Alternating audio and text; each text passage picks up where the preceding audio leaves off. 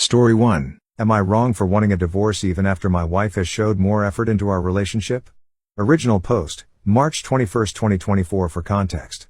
Coming into the new year, I had no idea my wife had been at the bare minimum having an emotional affair with a coworker. On New Year's Eve, before I found out about this, she came home and acted extremely cold toward me and our kids. She was angry. Earlier on that evening, she asked if she could go out to have one drink with a female coworker, whom I knew and trusted. I told her that was cool, but that the kids were staying up for the ball drop, so as long as she could be back to celebrate with them, I was fine with it. Well, she ended up getting off of work at 11:30 and barely had enough time to get home. After the ball drop, she cried and cried. I asked her what was wrong, and she said she got invited to her friend's house to have drinks with them. All three of them women, all married. I had no issue. I said, "Look, I'm not sure what's wrong and why you're crying about this. That's fine. You deserve a girls' night out every once in a while. I don't mind watching the kids. Just go." I put the kids to bed, she left, and then about 3 hours later. So 3 a.m. I tried to contact her. No answer. I wait about 15 minutes. Call her again. No answer. I call her friend who she's supposed to be with. No answer. She then texts me back 5 minutes later and says, "Yeah, I'm still coming home tonight. We're still drinking." Never in our 6 years of marriage had I felt a gut feeling that something else was going on, but that night it all hit me. I went through our phone records and found another number I was unfamiliar with that she had been in contact with all night. Ignoring my calls, texting that number in between, etc. She had also been texting this number for a 3-month period daily. I never suspected that she would be texting another dude while right beside me watching family movies either. As times had shown. How I didn't see this, I have no idea.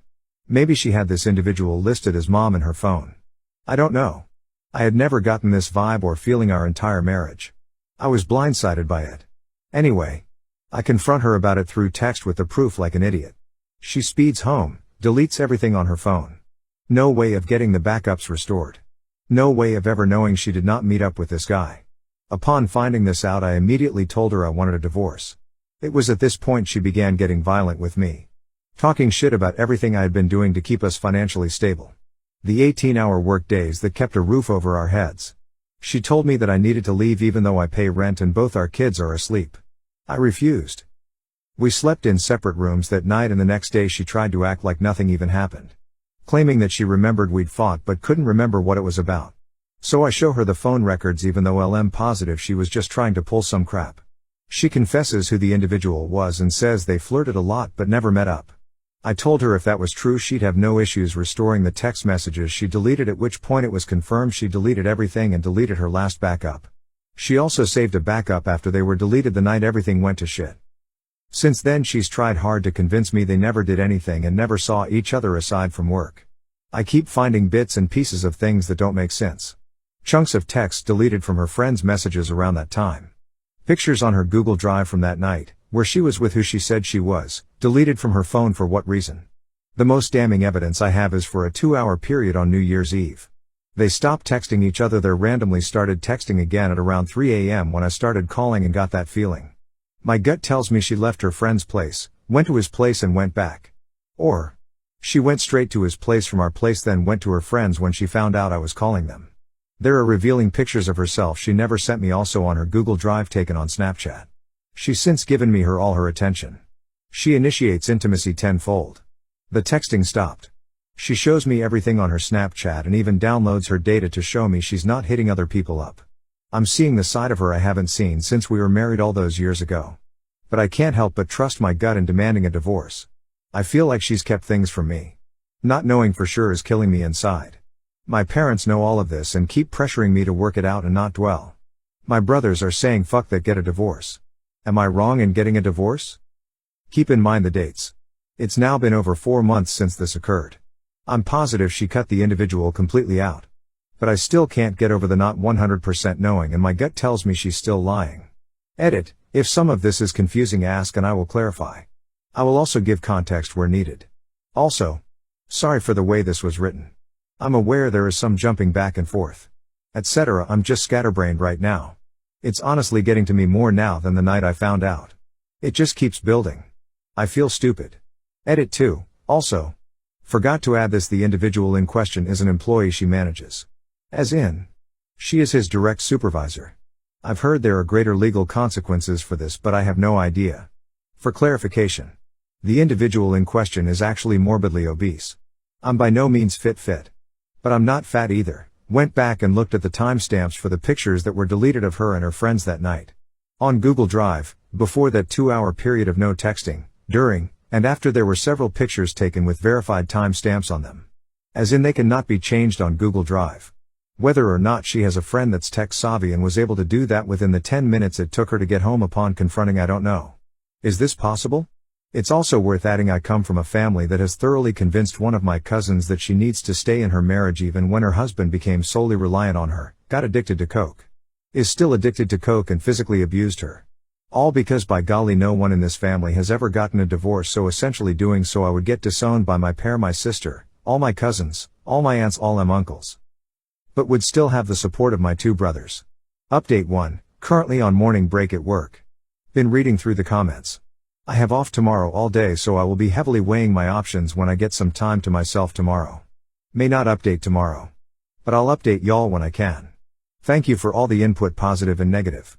The best thing I can do right now is just get through the work week. Get my kids from daycare and be mentally present for them. I've been ignoring her since last night and she's been snapping and calling me all morning to see what's wrong. Update number 1, March 25, 2024. My wife had an emotional affair at the bare minimum and may have cheated. Probably did, but will never admit it. Here is the update. I sit here typing this out on my morning break while listening Tuesdays Gone by Leonard Skinner. After a long day of considering my options on Friday, I sat my wife down on Friday evening when she got off work and I had out the kids to bed. As soon as I brought up that my trust in her was completely gone, she immediately became argumentative and essentially stated I thought we had left this in the past. You never trusted me, did you? I responded with, even if you didn't do anything physical or met up with him outside of work, you'll never let me see those text messages. You'll never pull the Snapchat data. She responded with, you're right. Marriage is based off trust, and if you don't trust me, then maybe we ought to call it quits. The irony in this is that I worked 18 to 19-hour days for the past few years, barely being able to do anything I wanted to do in my life because I was supporting our children, getting them to bed, cleaning the house all the time, doing all the cooking, barely even getting enough sleep. Probably took years off my life just from the stress.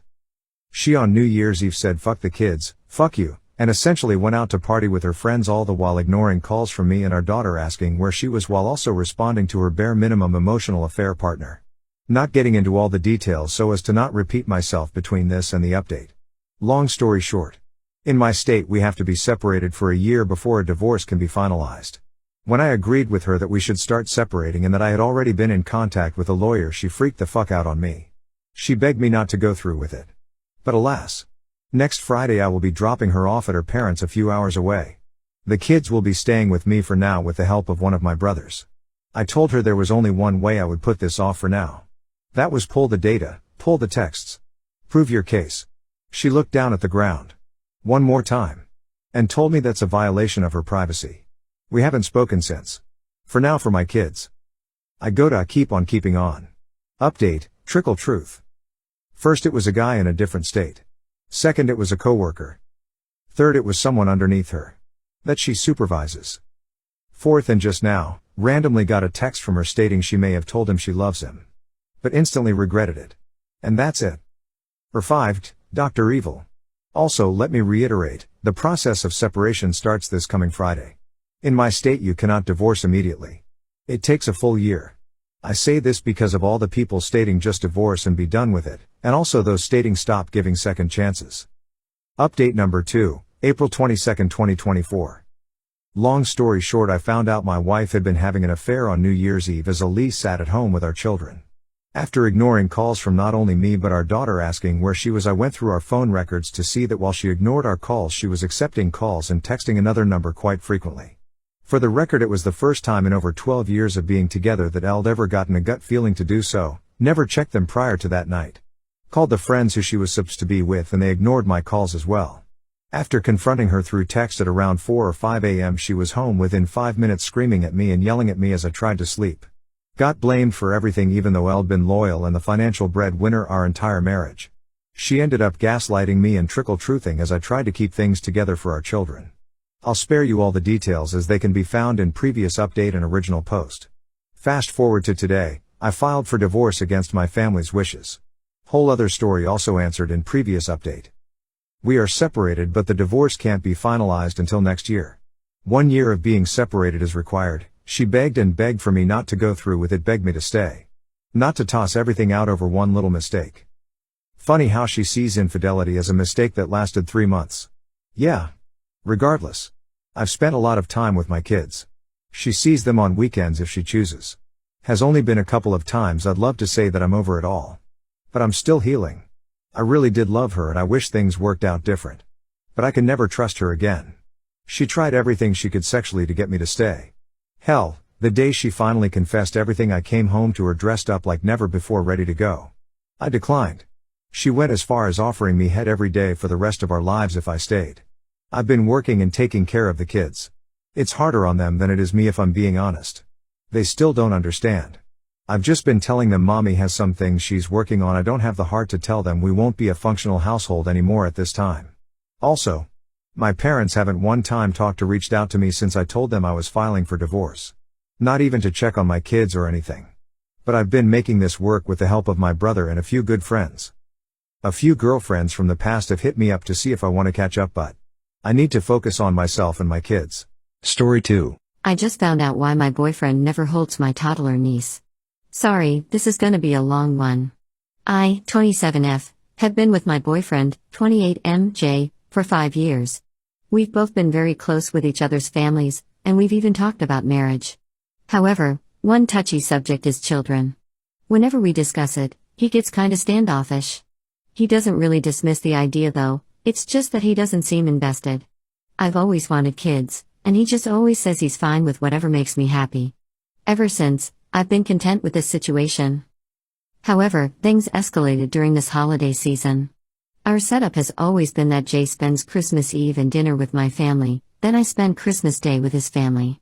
This was the first Christmas I'll spend with my first and only niece, 2F, Anna. She spent her first Christmas in the hospital due to her health condition, but she's okay now, so I made sure to spend a lot of time with her. We played a lot, we opened gifts together, and I even reenacted Anna's favorite storybook using her favorite doll. We even had matching outfits. My sister, 30F, Amy, thanked me for giving her and her husband some relief from childcare the entire day. However, Amy also said she noticed that Jay, who was just either sitting on the couch watching me or helping my mom with the dishes, was kinda distant with Anna. I told her I've also noticed that before, and I just chalked it up to maybe Jay was hesitant and awkward to play with Anna because he feels he's just my boyfriend. Then Amy said she won't mind, since she and her husband already treat Jay as part of our family. I then went back to Jay and encouraged him to play with Anna and help us set up her new dollhouse, but he said he's not feeling too well. He ended up drinking a few more beers and stayed on the porch by himself, scrolling on his phone. I didn't press harder and thought he might really just be feeling under the weather. I just want to add for context that Jay isn't an alcoholic. He's a sweet, wonderful, funny man who's sometimes broody and deep in thought, but he's never abusive, manipulative, or moody, and he only drinks on special occasions. The next day, on Christmas Day, we had lunch with Jay's family. Afterward, I volunteered for cleanup to help Jay's mom, 62F, Mary, and brother, 31M, John. Jay's family was the best any significant other could ever ask for. They're very sweet and supportive of us, but they're never prying. They always check up on us, but they never overstep. So, as we were cleaning up, Mary asked me how my sister's baby was. They helped with the bills when Anna was hospitalized last year. I told them that Anna's in great condition now, and that she already spent the Christmas at home. They were very delighted upon hearing this. Then, I shared with them the thing I noticed about Jay. Initially, I thought maybe Mary could just give me advice on how to approach the issue with Jay since he's clearly not the playing with kids kind of guy, but then John casually said something like, "Oh, because of Rosie," then Mary quickly shushed him. Rosie was the daughter of Jay and John's eldest sister, Beth, 35F.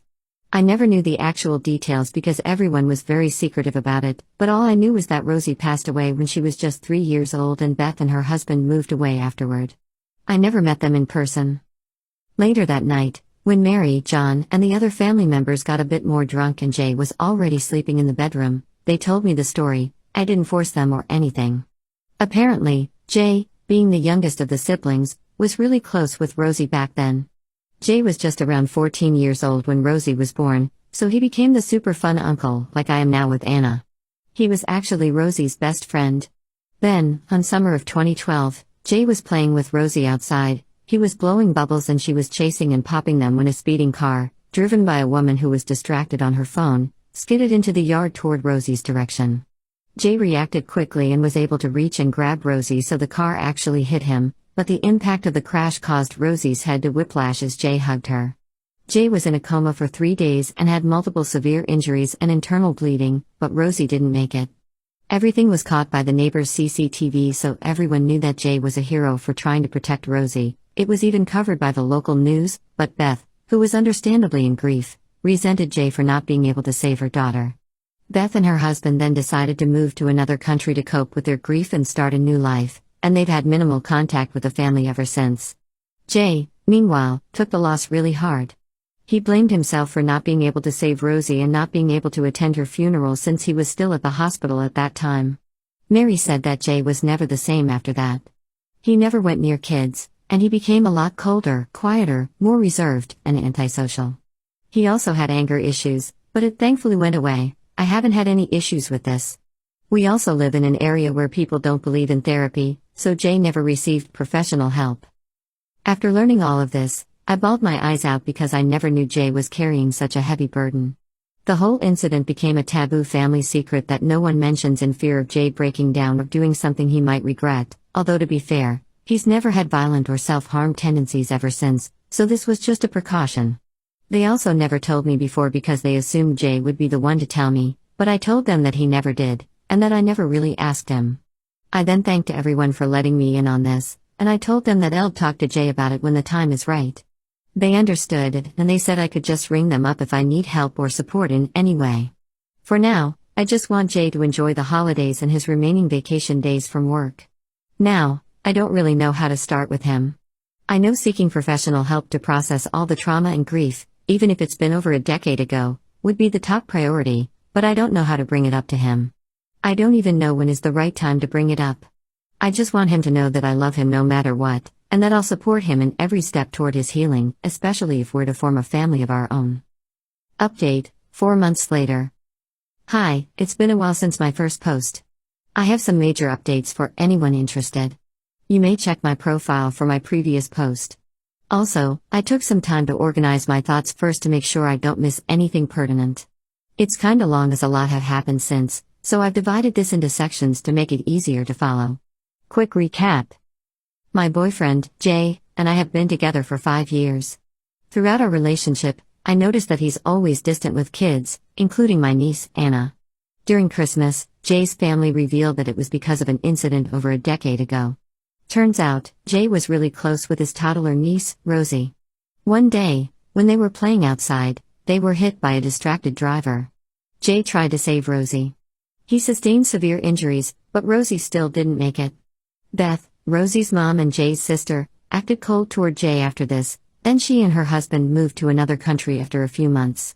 From then on, Jay's personality changed, becoming cold and antisocial, and he never received professional help. All of this has become Jay's family's dirty secret. Part 1, The Confession. Since learning about Rosie and posting here on Reddit, I've been so conflicted about what to do. A lot of you had opposing opinions, and all of them had merit, but knowing Jay and how he'd most likely react, I chose to keep it a secret until I find the perfect time. What I didn't anticipate was that the perfect time would come in the form of a pregnancy scare. Back in January, I had a false positive. Everything happened so quickly within a day. I had a roller coaster of emotions, but bottom line was that I'm not pregnant after all. When Jay got back home that night, I knew I had to tell him everything. I told him I had a pregnancy scare, but he has nothing to worry about since it ended up being negative. At that moment, I saw all the blood drain from his face, and he became so pale that I was worried he was going to faint. I was holding his hand, and he became so sweaty and cold and shaky. He rushed to our refrigerator to get some water, and it was obvious he was spiraling really hard. That was when I told him I knew about Rosie. I came clean because I knew that was what he was panicking about. I assured him that I'm by his side, and he could react however he wanted to. I repeatedly apologized for disrespecting his trust and lying to him for weeks. I also asked him to please not be mad at his family because they meant well when they told me. Throughout all of it, I couldn't really read Jay's expressions. I wasn't sure if he was about to scream out of anger or burst into tears. I told him that we don't have to talk about it any further if he doesn't want to, but I'll be willing to listen and support him whenever he's ready. His only response that time was him asking me if I wanted to break up with him, which confused me. I told him of course not, then we hugged, then he said he needs some time to process everything before we discuss it, which I respected. For the rest of the week, we tried to interact like nothing happened, but everything was awkward since there's this huge thing hanging between us. Part 2, The Talk. The following weekend, which was 8 days after, we finally sat down and talked about everything. He started by apologizing for not telling me sooner, but he revealed that his last girlfriend dumped him after he told her about Rosie. He said he was so relieved after I reassured him that I wouldn't do that. He then told me that it was something that's been weighing him ever since, and he's confirmed that he never sought or received professional help. However, he said he's very much open to doing that, but he didn't think he's ready yet. He also said he's afraid to go down that path because it might release some inner demons and drag me down with him. Another thing Jay told me was that ever since Rosie was born, he felt an instant and deep connection and a sense of responsibility for her, even when he was just a teenager that time. He said that having Rosie in his life made him realize how much he wanted to be a father when he's older. However, since the incident, he's afraid of messing things up again, so he never really considered having kids from then on despite really wanting to do so. I then reassured him that we're on the same page on this. Although I also want to have kids with him in the future, I don't want to force it on him when he's not yet ready. He also said that whenever he sees me with Anna, my niece, he gets kinda jealous because he wants to join us every time. However, he constantly reminds himself to keep his distance just to be safe. I told him he doesn't have to worry about that, and that he's more than welcome to join us if he wants to. I also told him that my sister and the rest of my family actually considers him a part of our family, just to reassure him more. Jay tried to lighten the mood by joking and saying now that I know everything about him and still didn't break up with him, I could finally expect a proposal anytime soon. We both had a good laugh, but we agreed to wait for his recovery first before getting engaged or discussing our future family. Part 3, Beth. During our discussion, Jay also had another heartbreaking revelation. He said that during the height of the pandemic, Beth's husband, Brian, reached out to him. Brian said that Beth had COVID and was confined in a hospital, and that he was already running low on funds due to bills and unemployment. He also said that Beth had been almost catatonic since Rosie's passing. She had been resistant to any outside and professional help, but she was institutionalized for about a year after a self-harming incident. For the past decade, she'd been cold, distant, and withdrawn from society. Apparently, the rest of Jay's family also knew about all this, but again, they just swept it under the rug. To be fair, they had been helping Brian by sending financial aid to support Beth, but their version of the story was that Beth had just gone low contact since they moved. Also, to be very clear, Jay said that Beth never blamed him for what happened to Rosie, although he initially felt that way when he was younger. It was more of their parents interpreting and spinning things a certain way to avoid tarnishing their family's reputation, but when Brian reached out to him directly years ago, he started to understand better. However, he still hasn't processed everything, and he still partly blames himself for the whole thing. Part 4, Our Current Situation. For now, what we're exploring is couples therapy so we can discuss our mutual issues in a safe and pressure-free space, and hopefully, kind of ease him into the world of therapy. We've already found the perfect therapist to help us, and we've now had 6 sessions with her. From what I can tell, Jay seems a lot happier and less burdened. We've also had homeworks from our sessions, and Jay was even the one reminding me to do them. Right now, I'm just hoping that he becomes ready enough to open up about Rosie so he can heal and recover from his trauma. Not for me, but for his mental and emotional well-being. No rush though, all in his own time. Also, Jay has no social media, but I showed him the original Reddit post I made. He spent like 3 hours reading through all the comments. It was the first time I saw him get teary-eyed because he never expected so many people giving him support and saying kind words to him. He was extremely overwhelmed by everyone's kindness, so we're both grateful to all of you for that. We also saw some TikTok and YouTube versions of the story, and you bet Jay browsed through all of them. He's still baffled why the TikTok versions have Minecraft or cooking videos in the background, but I just told him it's a trend, haha. So, there, if you've made it this far into our story, thank you for your time. I have a good feeling that Jay and I are going to be fine. We still have a lot of challenges ahead of us, but here's to hoping for the best. Story 3. Cheater ruins his life by cheating on his ex-wife and gets cheated by his new wife. Karma strikes back hard. I, 37M, have been with my wife, 26F, for 5 years and married 4 years. We have 3 kids from her previous relationships, 2 boys and 1 girl between the ages of 5 and 8. I really love her and her kids. Things were perfect until 3 or 4 months ago. I've had 3 big promotions in 5 years. We bought a house last year. She stays home with the kids and is trying to make a social media career happen. I have always been on the fence about having kids, but she really wanted us to have one together, so I agreed to try to have my vasectomy reversed. She's 7 months pregnant now. We were so fucking happy. My ex-wife, 38F, divorced me in 2019 and moved about 2 hours away a few months into the pandemic. Our divorce was amicable, but once it was finalized, I never heard from her again, even when I would wish her well on birthdays and holidays. I even sent her a graduation gift when I heard that she finished her PhD program. Other people in our social circle, including my parents and sister-in-law who sent her a gift, received handwritten thank you cards. I didn't get so much as a text. My ex-wife is a really kind and thoughtful person, and the woman I knew would at least sent a thank you text if her worst enemy sent her a gift. Even though we broke up, I didn't think she hated me. My best friend, 35M, and I were best friends since college. He's the best person I know, and at least 10 people think he's their best friend, but he said that I was his always. We kind of lost touch during the pandemic. We live 2 hours apart, and he is a lawyer and teaches classes at a university, so he is really busy. I have a really busy career and a new wife and 3 kids. I didn't really realize that the texts between us were fewer, and that the last time he finally replied to me was in late 2021. He also falls off the face of the earth when he gets with a new girl, and then when things cool off, we all hear from him more. We have always been the kind of friends that could go an extended period of time without communicating and then pick up right where we left off. I kept saying that I would eventually call him when things were less busy. My wife and I went to visit the city he and my ex-wife live in last summer for a week, and I tried calling him a couple of times to meet up, but he never answered. I was sad, but just figured he was busy with work or obsessed with a new girlfriend. I have other friends there, so I got to see them. Then I went to the city again by myself in October for a Halloween party. I figured he'd be at this party, and I was psyched that I'd get to see him then. He was there. When I went to say hi and hug him, he looked a little surprised and gave me a weak hug. I told him that I was there during the summer and that I tried calling him so we could hang out. He just said, yeah, I was on my honeymoon that week. Sorry, I didn't get back to you.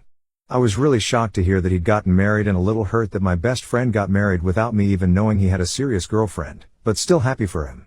Like I said, he was a great guy and girls love him. I spit out a rush of questions, like who is she, where is she, what's her name, what's she like, where'd you meet her, how long have you been together? He paused for a moment and then just bluntly said, it's ex-wife's name.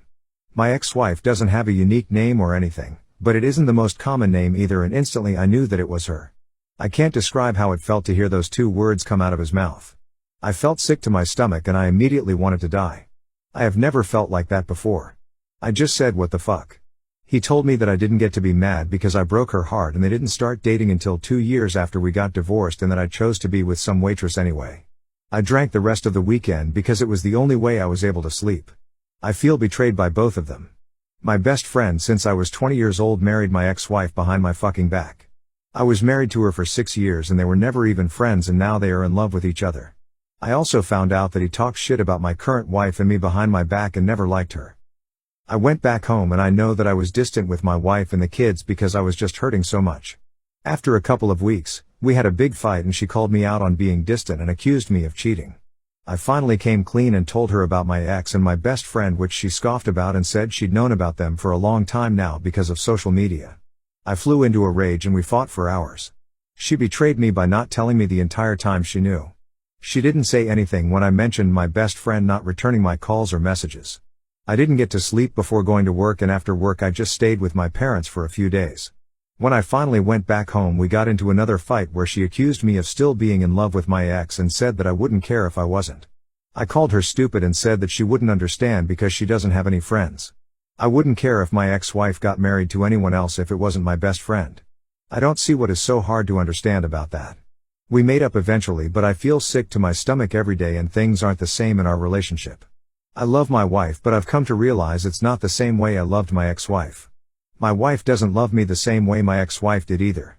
I have started to regret the things that led to our divorce because we were really happy until the moment she left me. I don't even have my best friend to call because he's too busy fucking my ex-wife to care about me anymore. Everything feels empty and like a lie now. A lot of friends agree that they both betrayed me but think I need to move on. Even my dad and brother told me to get over it.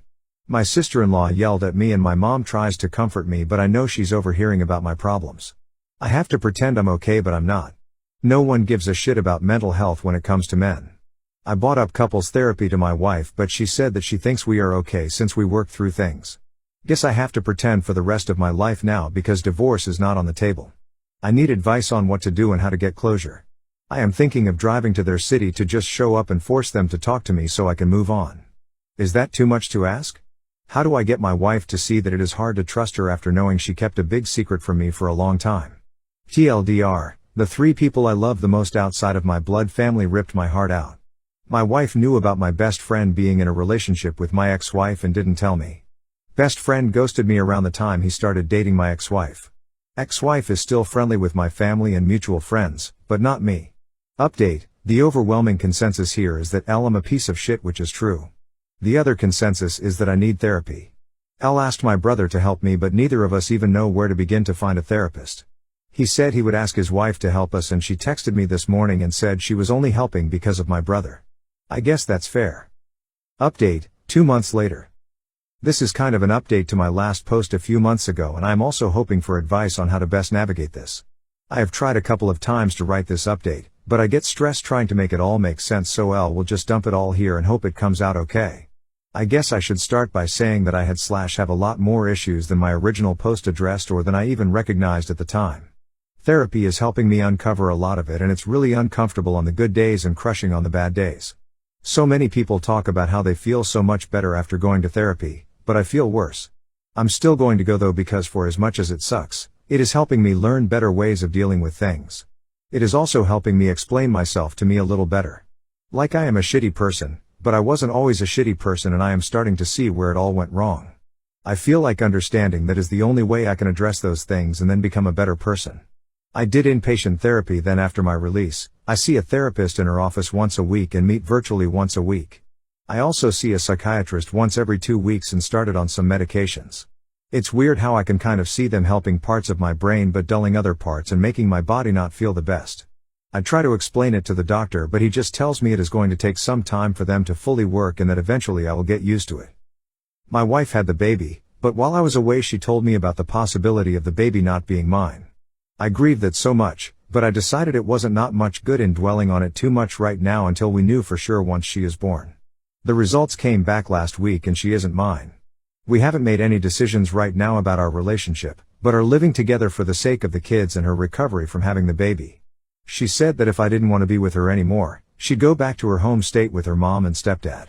She also mentioned that she knew she wouldn't get alimony or child support because of our state, but I told her I would help her get back home and on her feet if that's what ended up happening. Since I got back home, I have stepped up more and been more active as a dad, which has been really good for me. Being a responsible and present father helps me forget about all of the other stuff in the moment, but it would be a lie for me to say that I don't worry about how much it'll hurt to lose them if we break up, since they are not biologically or legally mine. I also just worry about them a lot and think they deserve to have a safe and stable, happy childhood. I'm really sad that the baby isn't mine. I wanted her to be mine more than anything in the world. But I find it really hard to be angry with my wife, for some reason. I cheated on my first wife with her, so it's kind of karma in a way. And what could I really expect when our relationship started the way that it did? Plus, there's this other part of me that understands that she is a deeply damaged person like me. I don't really want to go into a lot of details, but we both lived through some similar shit happening to us when we were kids that bonded us. Neither of us really dealt with it, but I thought that I was okay because I grew up privileged and she didn't, so I always had more opportunities than she did. I also thought that since I didn't think about it as much, I was okay. She thought about it all the time and she wasn't okay. My ex-wife is an amazing woman and she deserves to be happy. I sent her an email and just kind of poured my heart out about how sorry I am for hurting her. I would rip my heart out to give to her if it helped her heal from the heartbreak I caused her. I said in the email that I didn't expect a reply and that I would never attempt contact with her again after that. She got in contact with my brother a few times to check on me, and she's called me twice and we talked for a few hours about everything. She's really happy and she's doing well. I'm proud of her and she deserves to be happy. I am really lucky that I had the years that I had with her, but now it is time to accept how I screwed up and try my best to do better going forward. I don't think I will ever contact her again, but would be happy to hear from her if she ever reaches out again. It still hurts a little, but understand now that that door is fully closed. The door with my friend is closed too. We haven't spoken and we probably never will, but that's okay. I found out from other friends that he was always in love with my ex-wife and that he was the person who convinced her to move to where they live now after our divorce. I think knowing helps because the story I created in my head was far worse. I also understand now why no one wanted to tell me. My brother and I got so close again, which his wife isn't the happiest about. I am not sure where I would be right now if it wasn't for him. We invited them over during the weekend and at one point, she and I were in a room alone for a few minutes and I told her that I was sorry and she just hugged me and told me that I was stupid, but that she knows I am trying. I also have two really good friends who have been there for me through everything, even though they have been clear from the very beginning that they have not agreed with my actions. All of them are more than I deserve. My relationship with my parents isn't in the best place right now. They are both really mad at me because my brother confronted them about what I told him related to the thing that happened when I was a kid. They feel like his is blaming them and that they did the best they could for me. I think that they are really embarrassed too. I get it and I don't really blame them. I don't think they knew what to do. But I am not going to apologize to them either, so until I do, they don't really want to be around me. I'm not sure that this is the update that anyone wanted to read, but it's all I've got. My life is still very much in limbo, maybe even shambles. But I am doing my best to fix it and to fix some of the hurts I have caused others. I would recommend therapy as much as everyone recommended it to me, but I would caution to add that it requires a lot of honesty to work and that sometimes that kind of honesty reopens old wounds. But those wounds are dirty and infected, so you've got to clean them up and treat them to get better, which is going to hurt, but I am not sure there is any other way. My wife had someone else's baby while we were already having a lot of relationship problems. She and my stepchildren are still living with me until we make a decision about our relationship. I don't really know what to do. How do I make the best decision for the kids and for myself? Should I try to work things out with my wife, or would it be the best to make a clean break? Story 4. My brother-in-law just told my wife he is in love with her. Anyway, yesterday my brother-in-law out of the blue asks my wife if she can meet him for lunch. There is something he needs to talk to her about. My wife tells me about it before accepting and asks if it might have something to do with my sister. Maybe they are having problems and he wants to discuss with another woman. I find it odd, but I tell her to go find out. So she accepts and they meet for lunch at a place near her office the next day. That's where he tells her that he is in love with her. He lays it on thick, how beautiful she is, how she makes him feel, how he would treat her if she were his, how it was love at first sight, blah, blah, blah. Mind you, this man is married to my sister and has 2 kids. He and my wife had a friendly relationship. Our families see each other often as we are a close family. He does text her frequently, but there was nothing overly sexual. My brother-in-law texts and calls my mom too. So none of us thought anything of it. I want to stop a moment and emphasize that my wife isn't cheating on me with him. My wife and I share an iPad and I see every one of her texts from there. We are also looking at each other's phones all the time, so none of that is going on. So she doesn't let him finish, walks out and calls me immediately to tell me what happened. While she is on the phone with me, the texts from him start. He didn't mean it, he thinks it's only infatuation, blah, blah, blah. She leaves work early to come home to talk to me about this and her phone is blowing up the entire time with calls and texts from him. I tell her to answer and she put him on speaker so I can hear. He's crying, begging not to tell my sister. Apparently when we were together this past weekend he thought that she was flirting with him and that he thought they had a moment when they were alone in our kitchen. Now, my wife is a major ball buster and I suppose I can see how that can be taken as flirting. He asks if she told me, to which I answer yes as I am on speaker. Then he starts begging me. This went on a while. My main question was whether he had cheated on my sister before. He said no, swore on his kids' lives.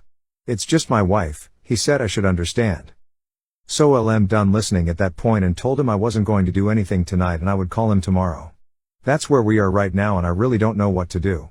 My wife says drive over there right now and tell my sister, but the idea of wrecking my sister's family is killing me. Thinking about what it will do to my nieces makes me want to vomit. I know the right thing to do is tell my sister, but I'm also thinking about my wife as well. It's not her fault, but there is sure to be resentment toward her from my family. Even if my sister doesn't divorce him and they reconcile, I can't see how we are ever together again like we were before, if at all. This whole episode can tear my family apart. I don't give a shit about him. He tried to destroy my family, but I do care about everyone else. I don't know what to do. Any advice will help. Update. So everyone that told me last night that I couldn't wait to tell my sister was right. A little after 12 last night I get a call from my sister and says that she has to tell me that my wife tried to begin an affair with her husband. So he tried to pin it on her. I told her that's not the case and I will be right over.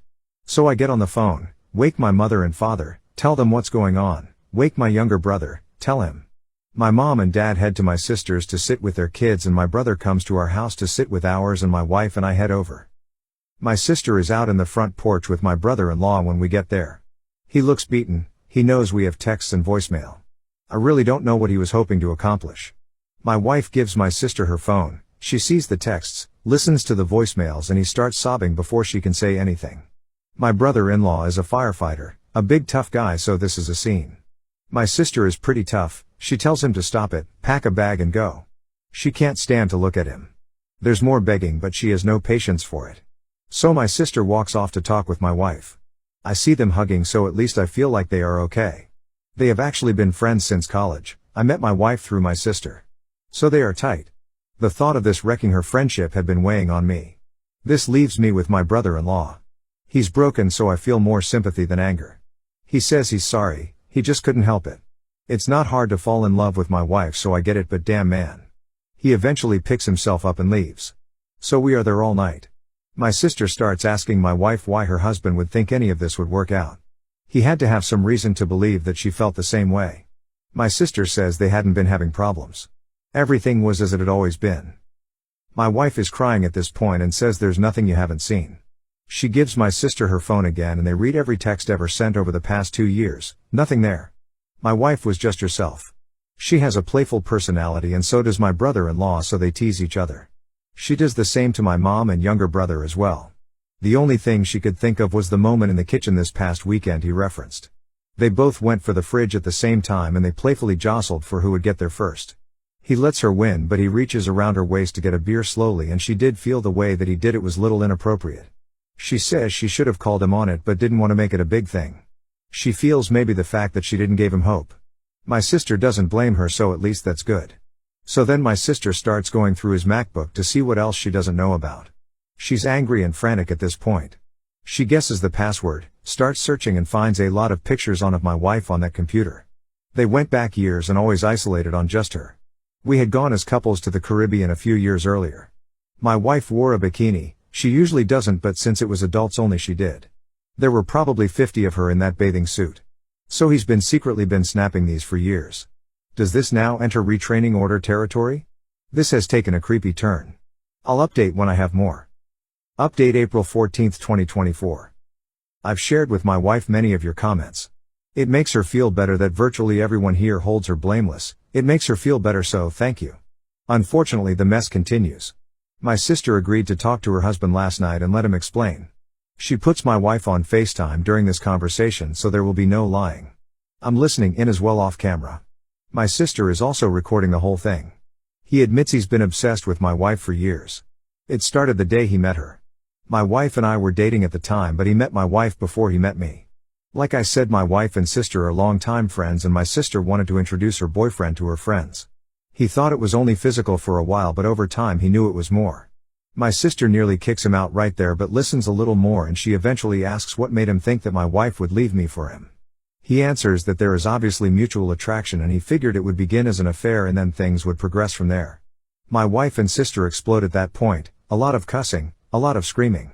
Phone call is over, my wife hangs up because at this point she is concerned for me. She's shaken and distraught, assures me the attraction was one-sided. I never thought it wasn't. Even if she did find him physically attractive, I know she would never act on it. She's just not the type. Early on in our relationship she caught me admiring her as she was dressing, asked if I liked what I saw before her face turned cold, and told me never to fuck up or I'd never see it again. She meant it, she's serious about trust. Anyway, I knew my brother-in-law was a little cocky, but my God, I never knew he thought that highly of himself to be able to pull off something like this. I talked to my sister later on and she is contacting the lawyer Monday to see what steps she can take to limit his exposure to her kids. As far as she is concerned, he is detached from reality. That's all I have for now. I'll update once the dust settles a bit. Final update April 17, 2024. This is likely to be my final update as I don't see much more happening after this besides divorce proceedings. Thanks for all the comments, they have helped my wife some with the guilt. Anyway, my brother-in-law returned home yesterday, not because my sister wants him back but because she can't legally stop him. They are done, I think he realizes that now. The lawyer tells my sister that since my brother-in-law's behavior over the past few days has been documented, there is a good chance she will be granted full custody. He doesn't seem to even want to fight her on that. My sister will be fine, any love she had for him is gone and she doesn't seem to broken up about it. The kids don't know what happened yet, but my brother-in-law was never around much anyway when the kids were home. He slept at the fire station many nights and put in a lot of overtime. But it is certain to be hard on them once they know what's going to happen. Many commenters have said that there must be more women, but as far as we can tell there hasn't been. It's really just the obsession with my wife. She has blocked his phone, but on the same night he returned home he sends my wife an email from account he just made. It started with an apology but then took a turn. He said he never got to finish at the restaurant that day. Then he went on for paragraphs and paragraphs about all the things he loves about my wife and the desperation he felt that led him to do what he did. He mentioned their mutual attraction again and the sexual tension that he always felt was between them. And ended with a rather large section about me. Let's just say I didn't know he had such a low opinion of me. He was quite certain that I was not satisfying my wife properly. Anyway, we sent the email to my sister and it will go to the lawyer. It might be enough to get him removed from the house. Finally, my wife isn't great, but she is doing better every day. She does blame herself for being too comfortable around my brother-in-law. She is always careful to set boundaries with other men. In case you haven't figured it out already, my wife is pretty stunning and gets a lot of male attention. But with my brother-in-law she felt safe to be herself since he was family. Surely no lines would be crossed. She and my sister are cool and there doesn't appear to be any resentment, so that makes me happy. We will all be okay, it will just take time. Thanks to all who commented and voiced their support. Story 5. I want to end my 20-year marriage because my wife cheated on me while we were dating. My wife, 44F, and I, 43M, have been married 20 years. We started dating in high school when I was a junior and she was a senior. We were long distance for her first 2 years of college while I was in high school and did 1 year at community college. Then we went to college in the same city for a year, and have lived together since. We got married the summer after I graduated college. Our marriage has been pretty great so far, but I initiated a divorce after I discovered that she was sleeping with multiple other men for the 2 years we were long distance. Just after Christmas, we got together with a few friends of hers from college to catch up, have dinner, and hang out. We talked about a lot of stuff and my wife mentioned that we met in high school, not that we dated, just that we met. Her old college room commented that it was crazy that we met in high school, had a few wild years in college, then ended up together. I played along and commented that I didn't know if my wife was as crazy as I was. The roommate started to tell a story, but my wife cut her off and said she was uncomfortable about it. I sensed something was up, so I said that we actually started dating in high school and were together for my wife's entire time at college. All of my wife's friends got real quiet and the rest of the dinner was awkward. On the way out, one of her other roommates took me aside and said I should have an honest conversation about what happened at college. I asked my wife on the way home and she kind of blew me off. I told her it was important that she was honest with me and again she said it wasn't important. When we got home, I told her I was going to stay at my brother's house until she was ready to talk about what happened in college. The next day she came over and admitted to sleeping with several men during her first 2 years at college. She said she didn't consider it a big deal at the time because we were long distance and she didn't think a high school romance would last. I pressed for more details and she said it was at least 10 different men, including at least 3 guys she introduced to me as friends when I came to visit on weekends and 1 guy she was still in contact with. I told her that I wanted a divorce and would be starting the paperwork as soon as I could, which I did on January 2nd. Her family and most of my family is telling me I shouldn't throw away my marriage over a few mistakes. I've stood by my belief that cheating on me with multiple men for years is unacceptable no matter when it happened, and the fact that she continued to maintain relationships with these guys right in front of me was an unacceptable amount of disrespect. We have 2 children, but they are 17 and 19 and I believe they will understand why I need to end the marriage. Am I wrong for leaving? I feel like I'm going crazy with the amount of people telling me to overlook years of infidelity and decades of lies. Edit, holy shit, I'm glad I did this with a throwaway because the response here is unexpected. I obviously can't answer every question/comment, but I wanted to provide some detail for common questions. The reason I posted this is that my wife and a few friends have been saying it's common to sleep with other folks when you're in a long-distance relationship and that I'm kind of the odd one out for not sleeping around. I felt like I was being gaslit, but I wanted an outside perspective. We live in a state with a waiting period to finalize a divorce, so I felt it was a reasonable idea to get some insight before things are finalized. After these comments, I see a handful of folks saying it's normal to sleep around during a long-distance relationship, but it seems to be a significant minority. We saw each other a couple of weekends a month during the 2-year college period. I lived about 3 hours away from her college, so it was long distance but not like cross country. This was not a situation where we went months without seeing each other. The 3 guys I met while she was in college were meetups that happened during parties. The subject of me being a boyfriend didn't really come up, so I honestly don't know if these guys knew anything. The one guy we're still in contact with married a mutual friend from college. This is not some guy she secretly messages on the side, it's somebody we've talked to regularly for years.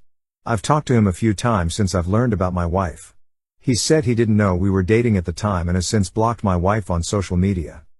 Some folks have asked how the roommates didn't realize at our wedding that the timelines didn't work out. The main reason is that my wife and I had a very small ceremony with just close family in Texas, then went back to the East Coast to have a big party with friends. The typical reception/sharing details about how we met stuff didn't really happen, so her roommates didn't realize we started dating before college. It sounds like they thought we only dated for the year we were both in the same city, then moved in together. I was open to therapy or some kind of attempt to save the marriage, but her insistence that this whole thing is common and I'm the one who's out of line is just too much for me. The only time she showed any remorse or even offered to reconcile is when I started filing paperwork. In the last week she's gone back to saying she's right and I'm overreacting. This is also why I'm feeling like I'm being gaslit. It seems obvious that this is a major issue, but I've got my wife and others telling me it's normal and I'm overreacting. I'm not getting a paternity test unless my kids want to get one. I don't have any doubts that they are biologically mine, and no test will make them not my kids. I love them more than anything in the world and my wife's infidelity won't change that even if one or both of them is not biologically mine. They've been my kids for 19 years and they will be my kids until I stop breathing. Final edit. Hey all, I've been reading a bunch of the responses, but things are getting crazy and increasingly unhinged, so I probably won't be checking in more. Here are a few more answers to common questions I've seen.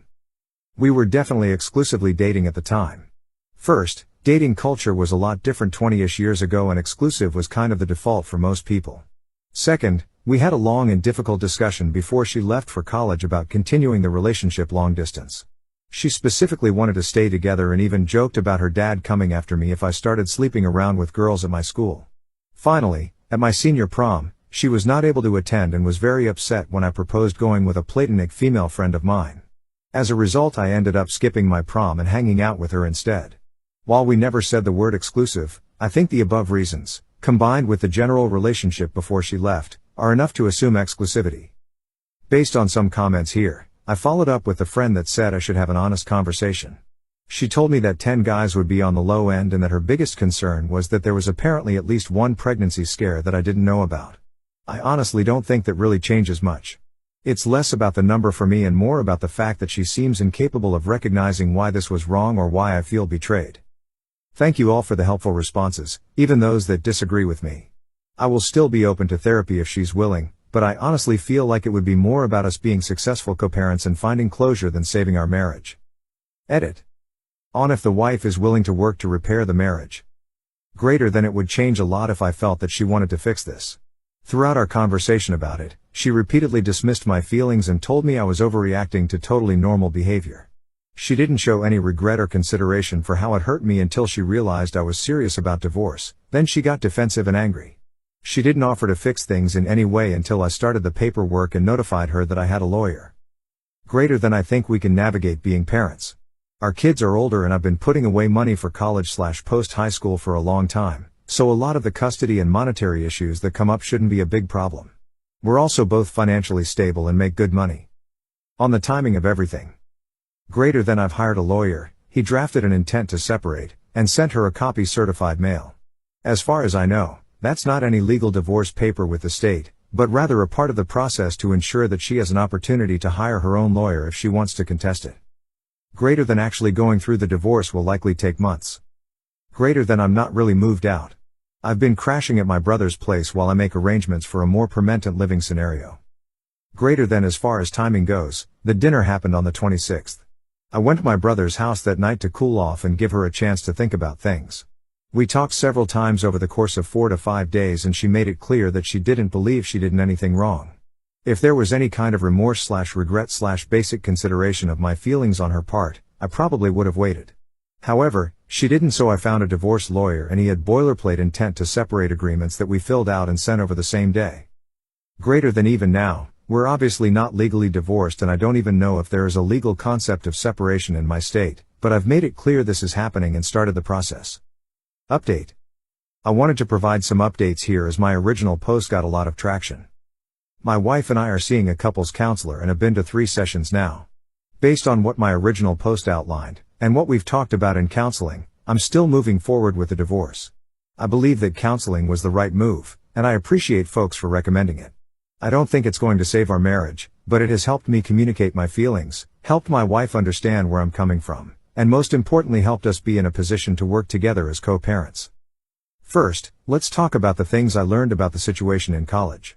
After talking to my wife in sessions and texting with 2 of her roommates, it's clear that her roommates knew something was up in college. They said though the situation was weird and likely involved cheating. My wife had told them that we both had some wild times in college and worked it out before we got married, so they never really brought it up. The roommate who pulled me aside recently was uncomfortable with the fact that my wife clearly didn't talk it through with me, and wanted me to know. As far as being introduced to guys she slept with, apparently that was not intended. For one of the guys, he ended up dating and then marrying one of our mutual friends from college. This is the guy she was in contact with. In the other situations, she initially blamed me in the counseling session, but has now agreed it was bad. When I went to visit her, she planned to hang out in the room or just hang out together alone, but I wanted to go to a few parties because in HS and community college, I didn't really have parties to go to. She didn't expect me to meet the guys, but they were at the parties and she felt she didn't really have a choice. I still think this is kind of shitty, but it's not as bad as her intentionally parading me in front of the guys. Most of our discussion in therapy has been talking about why I think it's a big deal and she doesn't. She initially said that none of these guys were in relationships with her and it was mostly one-night stands or FWB. Since she didn't view them as romantic relationships, she didn't see the big deal, her words not mine.